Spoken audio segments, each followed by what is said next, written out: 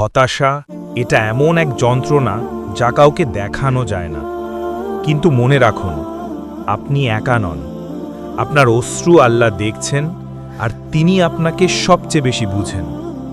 হতাশ লাগলে অজু করুন, 2 রাকাত নফল নামাজ পড়ুন, সিজদায় মাথা রেখে বলুন, ইয়া আল্লাহ, আমি পারছি না, তুমি আমাকে সামলে নাও। এরপর পড়ুন, হাসবিয়াল্লাহু লা ইলাহা ইল্লা হুয়া আলাইহি তাওয়াক্কালতু ওয়া হুয়া রব্বুল আরশিল আযীম 7 বার।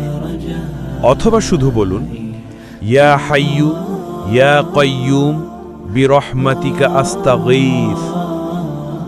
আর যদি কিছুই বলতে না পারেন, তাহলে শুধু কাঁদুন। আপনার অশ্রু আপনার দোয়া হয়ে যাবে।